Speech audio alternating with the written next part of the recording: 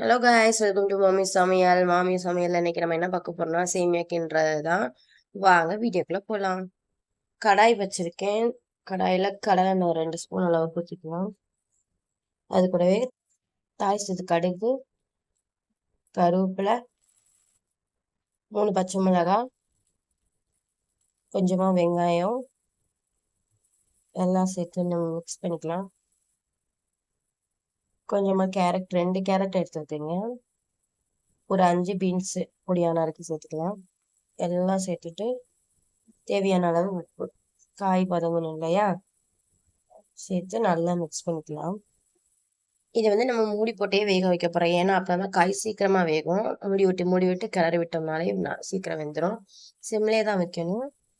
இப்போ நான் பாருங்க மூடி வச்சு நான் எடுத்து கறக்கி விடுறேன். இதுல என்ன சேமியா எடுத்துருக்கேன்னா அணில் சேமியா தாங்க, வறுத்த சேமியாவே நான் எடுத்திருக்கேன். நான் 2 பாக்கெட் கிண்டுறதுனால 4 கிளாஸ் தண்ணி ஊற்றுறேன். 1 பாக்கெட் கிண்டுறதா 2 டம்ளர் தண்ணி ஊற்றிக்கணும். இப்போ அது 1 பாக்கெட்லேயே ஆஃப் தான் நீங்கள் கிண்ட போறீங்கன்னா 1 டம்ளர் ஊற்றினா போதும். இப்போ காய் நல்லா வதங்கிச்சு. வதங்கின உடனே கொஞ்சமாக மஞ்சள்தூள் ஆட் பண்ணி லைட்டாக கிண்டி விட்டு இப்போ தேவையான அளவு தண்ணி, நான் 2 பாக்கெட் எடுத்துக்கேன்னு சொன்னேன் இல்லையா, அதனால் 4 டம்ளர் தண்ணி ஊற்றிக்கிறேன். மறக்காம சேனல் சப்ஸ்கிரைப் பண்ண மறந்துடாதீங்க. நல்லா கிளறி விட்டு மூடி போட்டு நல்லா கொதிக்க விட போகிறோம்.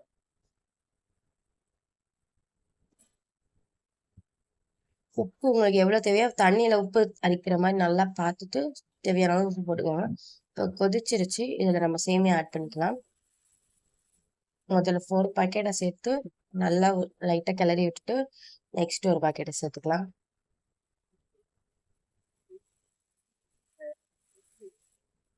நாலு டம்ளர் ஊற்றினா எப்படி காணும் அப்படின்னு நீங்கள் யோசிக்கலாம். கண்டிப்பாக நிச்சயமாக காணும். நல்லா சிம்மில் வச்சுட்டு ஒரு பரட்டி விட்டு அப்படியே சிம்லேயே வச்சு லைட்டாக ஒரு 2 நிமிஷம் கழிச்சு இப்படி பார்த்தீங்கன்னா நல்லா மலர்ந்து வரும்.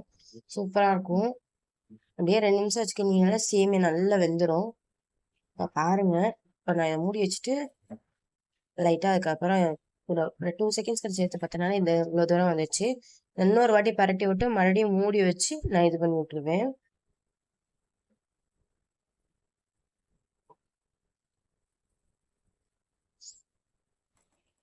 அவ்வளோதாங்க, சேமியா ரெடி ஆயிடுச்சு. இதே இதை நீங்கள் வீட்டில் கண்டிப்பாக ட்ரை பண்ணி பாருங்கள். இது என்னோட மாமியார் எனக்கு சொல்லி கொடுத்த பக்குவம். வீடியோ பிடிச்சிருந்தா லைக் பண்ணுங்கள், ஷேர் பண்ணுங்கள், கமெண்ட் பண்ணுங்கள், சப்ஸ்கிரைப் பண்ண மறந்துடாதீங்க.